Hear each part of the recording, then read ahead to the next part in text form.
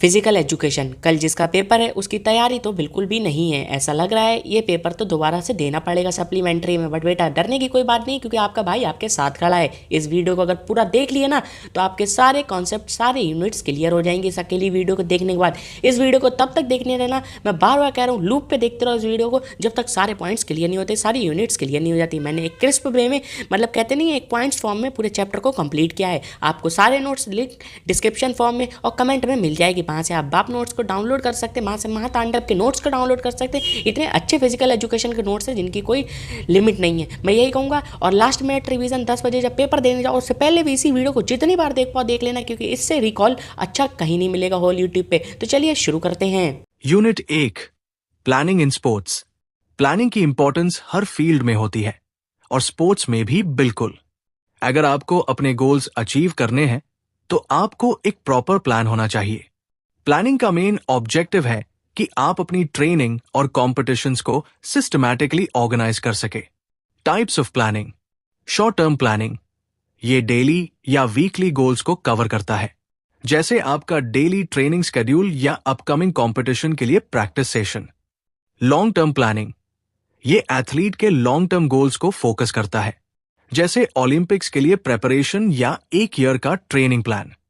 Components of a plan: goal setting, training schedules, rest, resources और mental preparation इसके essential components हैं। ये सब चीजें प्लान करना जरूरी होता है ताकि परफॉर्मेंस मैक्सिमाइज हो सेक। ये यूनिट कंप्लीट हो गई है, अब अगली यूनिट पे चलते हैं। Unit 2 sports and nutrition. Nutrition sports में एक ही रोल प्ले करता है। अगर आपका डाइट सही नहीं है तो आपकी परफॉर्मेंस पे भी फर्क पड़ता है। इस यूनिट में हम समझते हैं कि न्यूट्रिएंट्स कैसे एथलीट की बॉडी की परफॉर्मेंस को एनहांस करते हैं। की न्यूट्रिएंट्स: कार्बोहाइड्रेट्स, एनर्जी के लिए जरूरी है। प्रोटीन्स, मसल रिपेयर और ग्रोथ के लिए essential. Fats, long term energy source. Vitamins and minerals, body को प्रॉपर फंक्शनिंग के लिए जरूरी। हाइड्रेशन भी बहुत इंपॉर्टेंट है। वाटर से बॉडी टेम्परेचर कंट्रोल होता है और डिहाइड्रेशन से बचना जरूरी है। ये यूनिट कंप्लीट हो गई है, अब अगली यूनिट पे चलते हैं। Unit 3 yoga and lifestyle. Yoga एक ऐसी प्रैक्टिस है जो बॉडी को फ्लेक्सिबल, हेल्दी और मेंटली स्ट्रांग बनती है। इस यूनिट में हम समझते हैं कि योगा कैसे हमारी लाइफस्टाइल को इंप्रूव कर सकता है। योगा आसनास जैसे तड़ासना, भुजंगासना एंड पद्मासन बॉडी को रिलैक्स करते हैं और फ्लेक्सिबिलिटी इंप्रूव करते हैं। ब्रीदिंग एक्सरसाइजेस, प्राणायाम से स्ट्रेस रिड्यूस होता है और मेंटल क्लैरिटी मिलती है। Benefits: stress management, flexibility, strength, balance और ओवरऑल हेल्थ। योगा से not only physical health improve होती है but it also helps in mental peace and relaxation. ये यूनिट कंप्लीट हो गई है, अब अगली यूनिट पे चलते हैं। Unit 4 physical education and sports for differently abled. ये यूनिट हमें ये समझता है कि डिफरेंटली एबल्ड इंडिविजुअल्स के लिए फिजिकल एजुकेशन और स्पोर्ट्स कितना इंपॉर्टेंट है। स्पेशली एबल्ड इंडिविजुअल्स को स्पोर्ट्स में इंक्लूड करना उनके ओवरऑल डेवलपमेंट के लिए जरूरी है।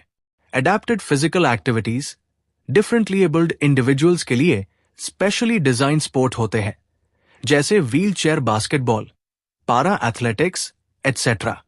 Benefits: physical fitness, social inclusion और mental health improvement. Types of disabilities: physical, intellectual and sensory disabilities के लिए अलग अलग स्पोर्ट्स प्रोग्राम्स होते हैं। ये यूनिट कंप्लीट हो गई है, अब अगली यूनिट पे चलते हैं। Unit 5 children and women in sports. इस यूनिट में हमें बताया गया है कि चिल्ड्रन और विमेन को स्पोर्ट्स में इंक्लूड करना क्यों जरूरी है। चिल्ड्रन इन स्पोर्ट्स: बच्चों का फिजिकल डेवलपमेंट और ग्रोथ के लिए स्पोर्ट्स काफी जरूरी है। ये उनकी कोऑर्डिनेशन, स्ट्रेंथ और फिटनेस को इंप्रूव करता है। विमेन इन स्पोर्ट्स: विमेन को स्पोर्ट्स में प्रमोट करना और जेंडर इक्वालिटी को एंश्योर करना इंपॉर्टेंट है।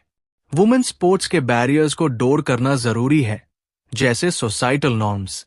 Benefits: health, self confidence, team work और leadership qualities.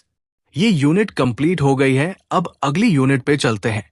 Unit 6 test and measurement in sports. इस यूनिट में हमें स्पोर्ट्स परफॉर्मेंस को मेजर करने के तरीके समझाए गए हैं। टेस्टिंग और मेजरमेंट से हमें पता चलता है कि एथलीट की फिटनेस लेवल कैसा है और किस एरिया में इंप्रूवमेंट की जरूरत है। Types of tests: strength, pushups, squats; flexibility, sit and reach test; endurance, 12 minute run walk test; speed, 50 metre sprint. Purpose: test से हमें एथलीट के फिजिकल कैपेबिलिटीज और वीकनेसेस का पता चलता है। ये यूनिट कंप्लीट हो गई है, अब अगली यूनिट पे चलते हैं।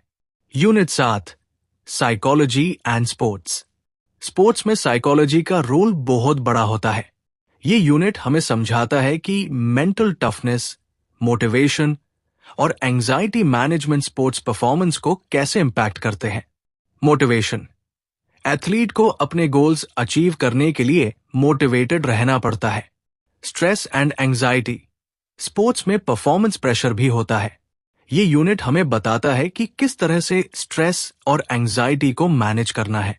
Mental training, visualisation, relaxation techniques और पॉजिटिव सेल्फ टॉक से एथलीट्स अपने परफॉर्मेंस को इंप्रूव करते हैं।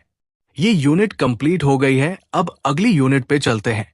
Unit 8, training in sports. Training काफी जरूरी है अगर आपको अपनी स्पोर्ट्स परफॉर्मेंस को इंप्रूव करना है। इस यूनिट में हम ट्रेनिंग की प्रिंसिपल्स और टेक्निक समझते हैं।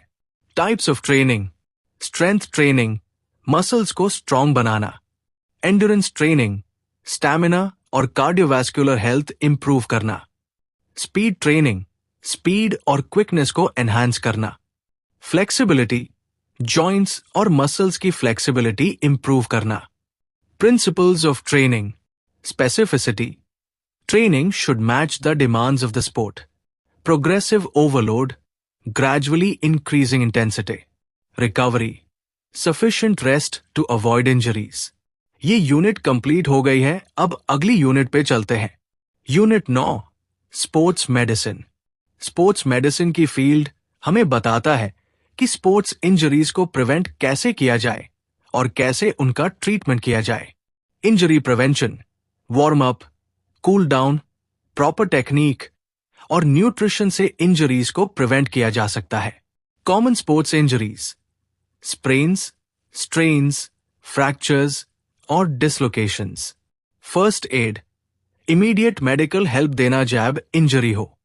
CPR, RICE method, rest, ice, compression, elevation भी कवर किया जाता है। ये यूनिट कंप्लीट हो गई है, अब अगली यूनिट पे चलते हैं। Unit 10, kinesiology and biomechanics. Kinesiology और बायोमैकेनिक्स ह्यूमन बॉडी के मूवमेंट्स को समझने में मदद करते हैं। ये यूनिट हमें समझता है कि किस तरह से हमारी बॉडी मूवमेंट्स को इंप्रूव किया जा सकता है और इंजरी रिस्क्स को रिड्यूस किया जा सकता है। किनेशियोलॉजी ये ह्यूमन मूवमेंट साइंस है। इसका फोकस है मसल्स, बोन्स, जॉइंट्स की वर्किंग को समझना। बायोमैकेनिक्स ये स्टडी करता है फोर्सेस को जो बॉडी पे लगती है ड्यूरिंग मूवमेंट्स। एप्लीकेशंस: एथलीट्स के मूवमेंट्स को ऑप्टिमाइज करने के लिए बायोमैकेनिक्स और किनेशियोलॉजी का यूज होता है ताकि परफॉर्मेंस इंप्रूव हो और इंजरी का रिस्क कम हो। आई होप आपने वीडियो को एंजॉय किया होगा। काफ़ी सारे टास्क थे इसलिए मैंने अपनी वॉइस नहीं दे पाई, बट मैंने अच्छे से अच्छी स्क्रिप्ट तैयार करके आपको वॉइस दिलवाई है। आई होप आपको ये पसंद आई होगी, तो वीडियो को लाइक कर देना, चैनल को ऐसे सब्सक्राइब कर देना। अगर कोई सी बुक खरीदनी है या फ्री नोट्स चाहिए, सारी लिंक डिस्क्रिप्शन में है, वहाँ से जाके आप डाउनलोड कर सकते हैं बुक को और खरीद भी सकते हैं। इसी के साथ मैं कहना चाहूँगा, इंग्लिश में आपका पूरा सपोर्ट रहेगा आपके भाई की तरफ से, वो भी अपनी आवाज़ में। तो चलिए मिलते हैं, तब तक के लिए जय हिंद, जय भारत।